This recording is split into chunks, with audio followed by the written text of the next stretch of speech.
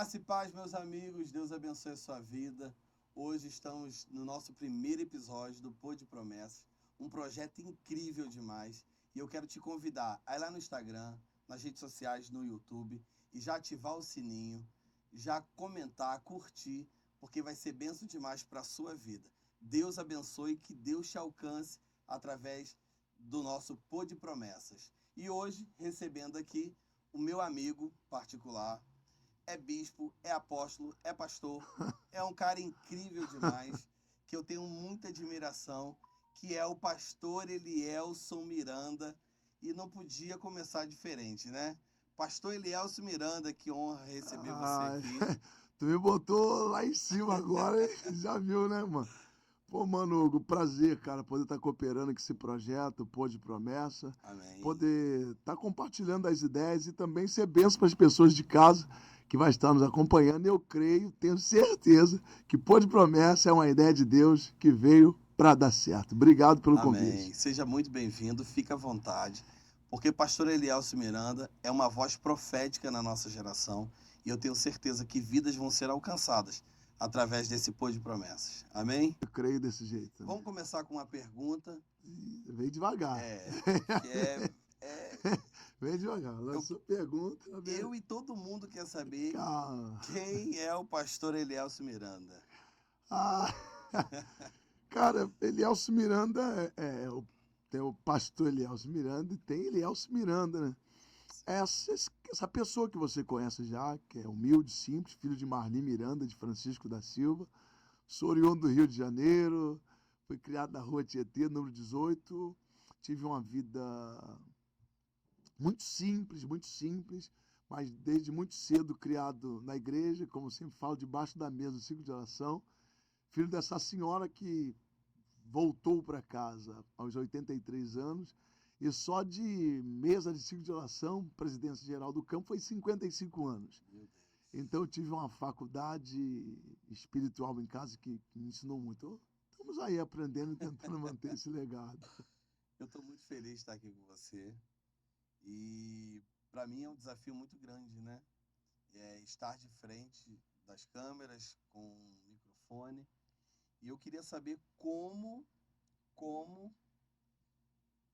quando você teve a convicção do seu chamado. Quando que eu tive a convicção do meu chamado, né?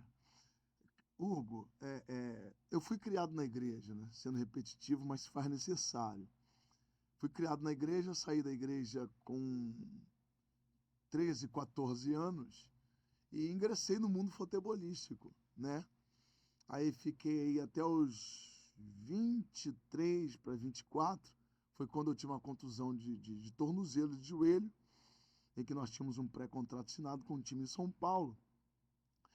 E foi quando, mesmo assim, né, largando o mundo do futebol, eu ainda demoro um bocado mais, vivendo outras vibes da vida. Sim. E acredito que aos 25 para 26, cara, eu volto para o Evangelho. Na verdade, a graça me recebe de volta, né? Então, quando eu recebo esse abraço da graça, eu passo a viver nas garras da graça, aí vem aquela etapa, cara, de você estar fechando com pessoas de oração, pessoas meio doidas que vai para a mata fechada, pessoas que pegavam um trem 10 da noite, sexta-feira, e ia pro monte, mata fechada. E ali tinha um pastor, inclusive hoje eu vindo para cá do Rio, ele até me mandou uma mensagem, falou assim, pô, tô com saudade, muito tempo que nós não nos vemos. E ele era um cara muito usado por Deus, e eu ficava olhando ele, meio gordinho, o pastor Márcio Lima. Eu ficava olhando ele e ficava assim, cara, eu quero que esse cara tenha. Poxa, eu vi a pessoa da mão mirrada ser curada, eu vi a paralítico andando. Falei, que é isso? E aí comecei a orar com ele, andar com ele. Até que um dia nós indo para o monte, ele falou para mim que Deus estava falando com ele que faria de mim um grande pregador. Um grande pregador. E aí ele falou aquilo, eu mais doido ainda comecei a acreditar, né? Que eu poderia ser pregador. Pregador, pregador.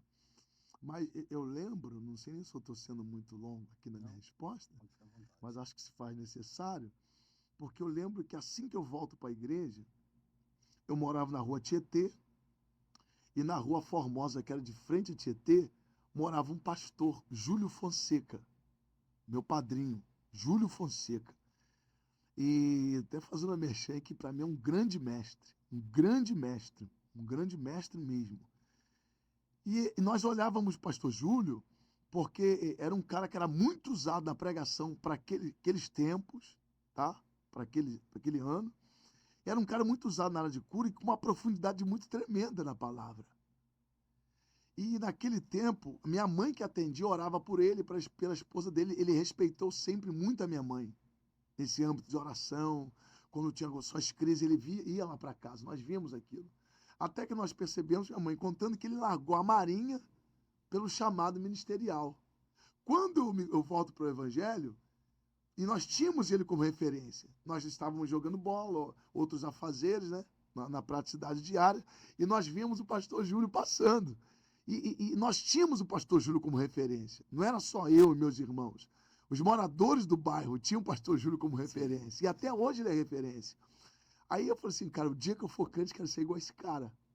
Quando eu volto para o Evangelho, aí eu vou no portão dele e falo assim, ó, voltei para a igreja. Aceitei Jesus. E eu quero que o Senhor me ensine a Bíblia.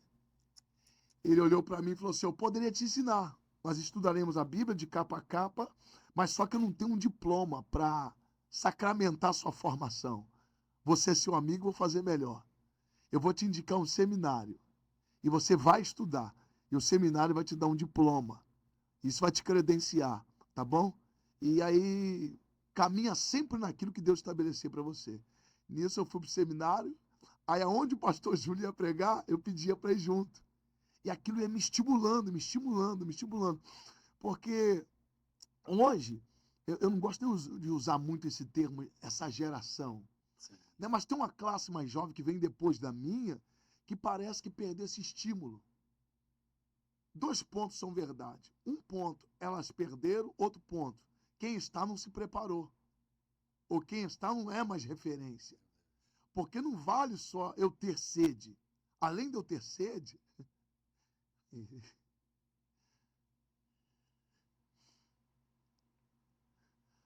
além de eu ter sede, tem que ter quem me conduz à fonte. Tem que ter quem me mostre o caminho da fonte. Então não basta só cobrar de uma geração que não tem compromisso. Essa geração tem que olhar para alguém que constrange ela a ter um compromisso. Era que eu olhava para o pastor Júlio e eu sentia a sede de ser igual a ele. Eu sentia esse desejo e foi fomentando dentro de mim. Moral da história, toda agenda que eu ia com ele, desculpa, toda agenda que eu ia com ele pegava o microfone antes de pregar.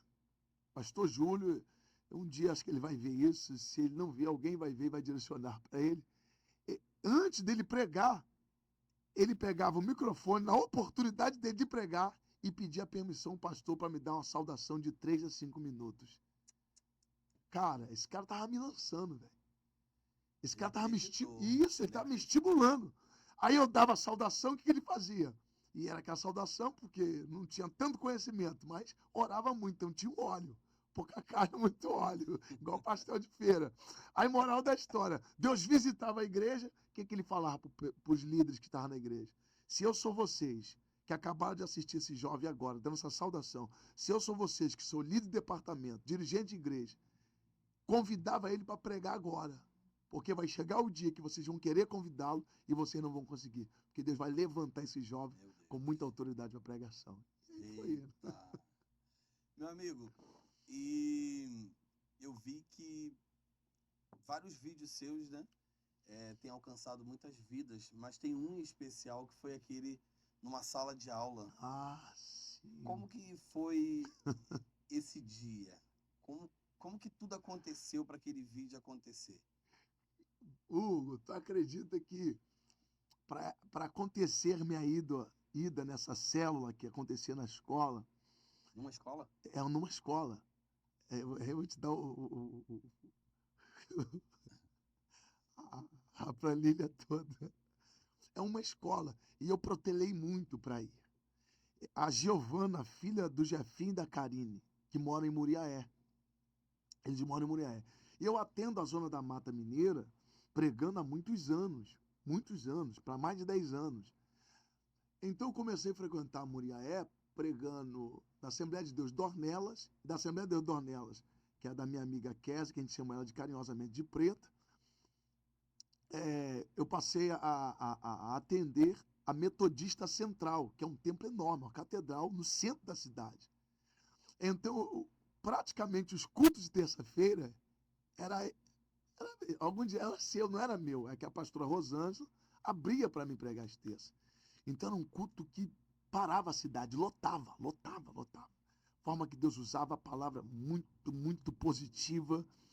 E nisso eu não ficava hospedado no hotel, porque a esposa do Jefinho, o Jefinho foi lá e disse assim, ó, vamos lá em casa. Fica lá em casa. Se você não gostar, você pode vir embora hoje. Mas se você gostar, faça da nossa casa a sua casa. Tanto que hoje lá eu tenho um quarto. Eu tenho um quarto. Quarto do profeta. Um quarto muito bom, uma casa muito boa. Aí a Giovana, que na época, a Giovana hoje acho que está com 20 anos. Eu fui em Araras agora em São Paulo, ficar com ela no final de semana, uma semana com ela, porque ela está fazendo medicina, uma menina, uma guria muito inteligente. Nós estamos escrevendo um livro junto. E a Giovana, com 14 anos, falou assim, eu tenho um desafio para te lançar, vamos lá na célula, na escola.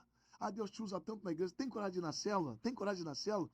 Até que um dia eu falei, vamos. Eu não preparei nada. Eu falei, vamos, então vamos embora. Partimos para a célula na escola. Foi uma expectativa grande. E movimentou, ela mandando mensagem para os amiguinhos. Ó, o pregador que vai na igreja vai na célula, tal. E o que eu queria, cara? Nesse dia, se tu perceber, eu tento colocar dois assuntos que eles se tornam intercambiáveis para a mesma proposta. Que é o jumento, a força do jumento. E eu não tinha preparado nada. Falei, cara, se eu falar diretamente só da força do jumento, seria uma bomba, queriam algo que prendesse a atenção deles. Aí eu lembrei de uma frase que saudoso doutor Mários Moro, pastor e doutor Mários Moro reformulou, que é de um filósofo, acho que do primeiro século. E aí eu falei assim, cara, eu vou aplicar essa frase e vou atrelar ela à força do jumento, que é a força que tem dentro de mim, que fala do jumento que existe dentro de nós, que fala da força. Não pode se cemitério aí ver isso. Qual é o lugar mais rico do mundo? Aí eu perguntei, a galera ficou, tá, tinha gente que tinha condições financeiras, que já era viajado, né? Aí falou assim, Dubai. Dubai, eu ouvi. Ouviu? Aí falou assim, Dubai. Eu falei, não, o lugar mais rico do mundo é o cemitério. Cara, foi um horário de recreio, todos queriam participar da célula, porque para aquele momento na cidade, eu era o boom do momento. Sim. Então todo mundo queria ouvir o crioulo, Deus usar o crioulo. Moral da história. Como todos querem ouvir, a sala é pequena. Tu pode perceber que eu estou na mesa sentado. E eu falei com a diretora, coloca aí sentado no chão, junta as turmas todas aqui dentro, vamos dando um jeito. Aí eu sentei na mesa, estava descolado, com um bonezinho na cabeça. E tu acredita, cara, deixa eu dar um time aqui. Tu acredita que teve gente que entra no comentário do vídeo para questionar eu sentado na mesa. E não leva em consideração tanto de adolescente e jovem está sendo alcançado por uma palavra positiva. O fariseu é terrível. Ele sempre vai ficar com meio do erro e do que acreditar em 10 mil acertos que rolou. Aí eu lhe dei essa palavra, você percebendo, não dura muito tempo, é de 12 a 15 minutos. Meio-dia, e tu perceber quem está gravando assim por baixo. Porque eu não queria que ninguém gravasse. Até hoje ele conhece, sabe? Eu não curto muito essas paradas. Mas foi gravado, soltaram meio-dia, 2 da tarde já tinha viralizado. 2 para 3 da tarde tinha viralizado. Eu não tinha Instagram na época. Não tinha Instagram. E a minha alegria na época era ver as pessoas comentando assim, quem é esse cara? Qual é o arroba dele? Então, se aí, entrar nos comentários, tem até hoje. Até hoje tem, até hoje. Mas quem aí, é? Quem é? Todo mundo fica. Quem é? E como que você estava nesse dia? Em questão de emocional, para entrar nessa área assim tão profunda. Mano, eu estava bem. Era um tempo muito precioso em Deus, de muita busca, como sempre foi, né? Sim. Só que tem uns tempos que ele fica marcado pelas guerras, mesmo você orando. Mas esse tempo eu estava bem zen, estava bem tranquilão e estava fluindo bem. E eu cheguei na escola, aceitei ir, e quando eu cheguei que eu vi eles, a galera, os olhinhos deles brilhando, o que vai vir desse cara? Eu falei, cara, Deus tem que me usar para eles aqui. Deus tem que me usar para ele. E minha expectativa ficou a mil E foi a ferramenta do foi, momento. cara, foi muito bom mesmo. Eu queria saber também a maior dificuldade que você passou nessa trajetória sua. Mano, tem umas fases que a gente vai crescendo na transição de 13 para 14 anos, as fases que é legal, que te amadurece. Mas não se compara com o que as pessoas tentam fazer com você. Eu acho que o mais difícil é o Hugo lidar com o comentário do Miranda, do Elielso Miranda, que Elielso Miranda comenta de uma forma irresponsável sem saber o que de fato o Hugo está passando. A dificuldade às vezes não, dificuldade é a tal da fama. Estava vindo eu e Rafael para cá e nós vimos conversando sobre isso, que aquilo que Deus te empresta é inevitável tu não ser conhecido. Mas as pessoas também deveriam respeitar e saber que atrás daquilo do que Deus está fazendo tem um ser humano. Atrás de qualquer prato tem um ser humano. Eu não posso comentar do Hugo, atacando o Hugo, ferir o Hugo, porque o que ele faz coloca ele nas redes e as redes tornam ele conhecido. Então, alguém comenta que as redes sociais é terra sem dono. Não, eu não acredito nisso. Ali tem pessoas que estão representando o reino, pessoas que têm família, pessoas que defendem outras pessoas e que é referência para pessoas. Para mim, o ponto mais difícil é lidar com a covardia das pessoas, sabe? Uma vez que se você cometeu o crime, pela legislação do país, você tem que pagar, velho. Então, a sua penalidade é já estar pagando o crime. Não tem por que ninguém estar te potencializando, se atacando com inverdade. Mas aí também a gente amadurece, cresce e deixa eles de cabeça virada, porque acredita que já era, mas Deus sempre é poderoso para te ajudar. Amém. E quando fala de promessas, o que logo vem na sua mente? O que logo você pensa? Cara, promessa. Eu poderia descorrer inúmeros outros assuntos, mas vamos lá. Promessa. Uma vez Deus me fez promessa que eu pregaria. E Deus usou o pastor Elcio da Batista Nacional, no Parque Fluminense, lá em Belfort Roxo. Só que quando Deus foi usando aquele cara em profecia e me entregando, eu ia me vendo onde ele estava me entregando. Então, era uma promessa que Deus me entregou em profecia que elevou o meu nível de fé. Que isso? Quer saber agora? Elevou o meu nível de fé, renovou minha esperança e fomentou minha vontade de estar onde estava me vendo. Aí eu falei, cara, então essa promessa que Deus está me fazendo é de verdade. Aí ali me fomentou. Falei, e parti para dentro. Porque não vale só a promessa ser feita. Sim. Eu tenho que me movimentar em direção da promessa que me foi feita. Forte esse mistério, hein? Se você tivesse com uma pessoa na sua frente agora e essa pessoa está com uma depressão, o que você falaria? Porque hoje a doença do século, né, é a depressão. Muitos jovens se matando, muitas famílias sendo destruídas por conta da depressão. Eu queria que você deixasse uma palavra para as pessoas que têm enfrentado essa doença. Depressão é fomentada por gatilhos que vêm do passado, né? Ansiedade, que tenta se antecipar para um futuro que ainda não chegou. Eu sempre costumo, tento sempre dar uma rabiscadinha numa área que eu não tenho muito domínio, sabe? Que é a neurociência. Sobre a minha alma é alcançada por 2 pontos. Por aquilo que eu vejo, por aquilo que eu escuto. E tem acontecimentos que ocorrem na minha vida que eu vi ou eu ouvi.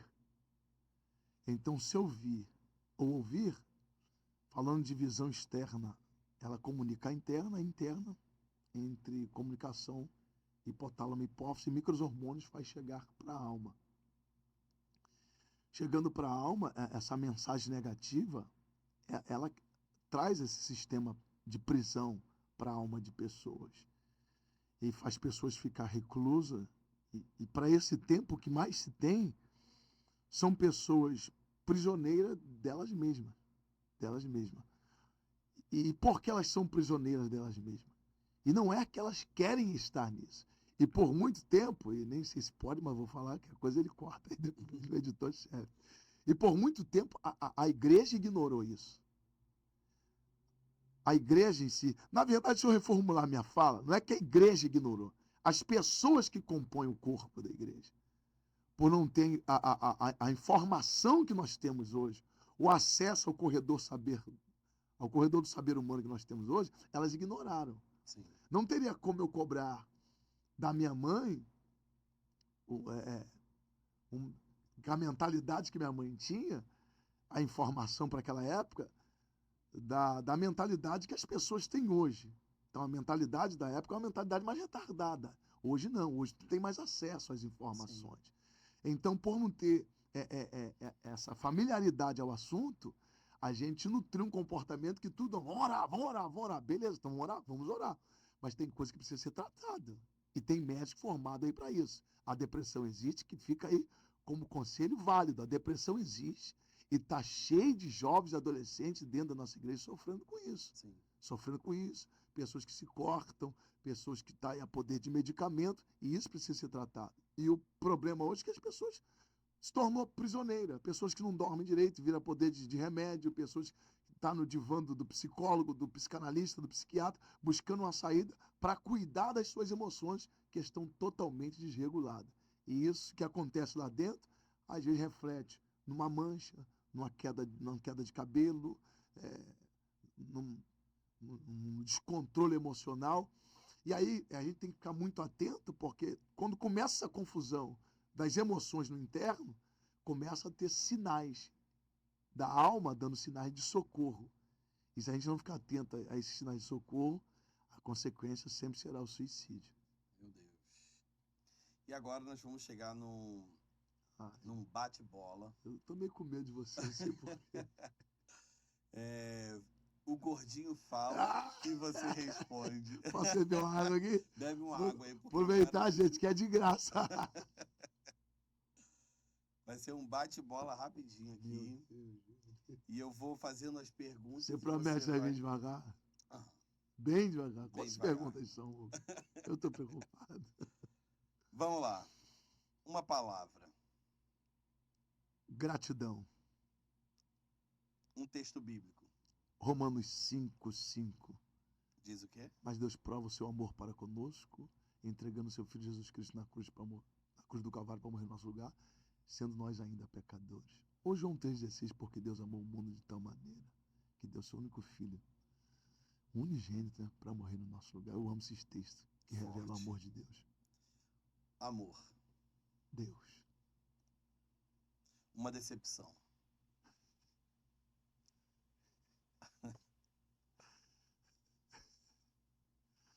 Uma decepção, cara. Os ataques covardes que são inverdade. Vou até alongar um pouco, mas eu preciso. Por que é uma decepção? Porque às vezes os ataques covardes com a inverdade são de pessoas que te conhecem. E por te conhecer, eles deveriam saber que você não é nada daquilo que estão falando. Seu time? Flamengo, poxa.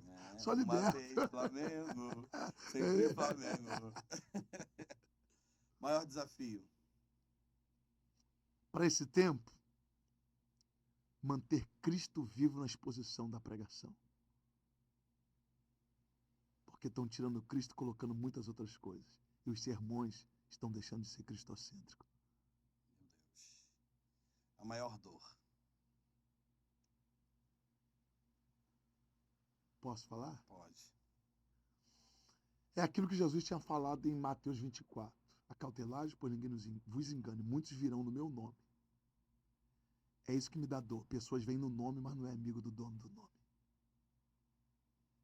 Usar o nome é uma coisa. Usar o nome do Hugo pode me abrir porta em Cabo Frio. Mas eu ser amigo do Hugo é outra coisa. Usar o nome de Jesus é uma coisa. Ser amigo de Jesus é outra coisa. Meu Deus. Família. Tudo. Uma música. Uma música. Um louvor. Uma música. Me faz lembrar. Esse é o meu louvor. Toda vez que eu ouvir esse louvor, é o meu louvor. Me faz lembrar. Quem canta? Sérgio Lopes. Perfeita essa música. Canta um trechinho? Ele vai até correr ali. Tá? Ela é assim, Hugo. Quando eu pensar em te esquecer, quando eu tentar te esquecer e me lembrar... Fugiu a letra. Fugiu. Me faz lembrar de onde eu vi e que o Senhor me trouxe até aqui.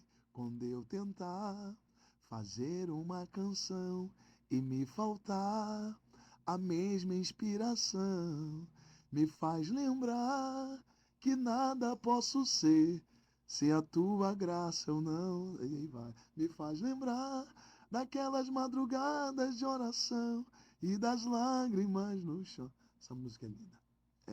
É minha, é o meu, é minha. Ela me faz chorar. Ela me faz chorar. Um legado que sua mãe e seu pai deixaram.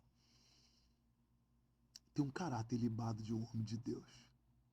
A minha mãe uma vez me perguntou assim: filho, como vai? Eu cheguei de viagem, falei, vou bem. Ela tem orado? Eu falei, sim. Ela falou assim: a oração que tu tem feito, ela pode produzir o que na vida dos teus filhos? Meu Deus. Ela me dizia que a oração que eu faço, enquanto ela não mudar nada em mim, ela não muda nada na vida de ninguém. Verdade. É forte. Sua igreja. Seu pastor. Made. Ministério Aliança com Deus. Minha Qual o nome casa, do minha seu família. pastor? João Roberto Duda, esposo da pastora Ilacilda. Um abraço, pastor. Paizão, parceiro, irmão. Mãe, você tem que ir lá. Uma família. Minha igreja é top. E o Pô de Promessa? Pô de promessa, guarda. Essa aqui que é a minha câmera.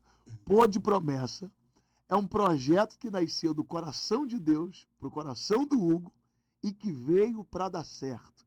Eu glorifico a Deus porque eu faço parte desse projeto que veio do coração de Deus chamado Pô de Promessa. É isso aí, meus amigos. Estamos chegando ao fim do nosso programa. E eu quero louvar a Deus pela vida do pastor Elielso Miranda, nosso primeiro episódio. Caramba. E você nos dando essa honra de estar aqui falando um pouco da sua vida, da sua trajetória e sabendo que o Senhor é uma referência para a minha vida e eu tô contigo até o fim. Oi, eu com você. E ó, deixa eu fazer logo um apelo aqui, tomar lá na tua frente. Para você que está nos acompanhando aí no Pô de Promessa, por conhecer o Hugo e saber o quanto ele leva a sério as coisas de Deus, se eu estivesse no seu lugar, já se inscreveria aí no canal, ok? Ativava aí o sininho para quando chegar aqui conteúdo já tem aí para você. Porque ele vai trazer muita gente boa aqui. E gente boa, cheia de Deus, vai alcançar a sua casa, vai alcançar a sua família com a palavra de urgência. Não perca tempo, não. Fica assistindo um monte de baboseira aí. Aí pegar coisa séria que vai contribuir para sua vida. É isso aí. Tá até aí, Aqui é o já. nosso Instagram aqui, ó. Pô de Promessas. Pô de Promessas. Isso aí. Vamos lá. Segue, comenta, compartilha, chama os seus amigos e vamos juntos adorar o Senhor. Amém? Que Deus abençoe a sua vida. Até o próximo programa e que Deus te alcance através da palavra, do testemunho do nosso amigo pastor Elielso Miranda. Um abração. Deus abençoe.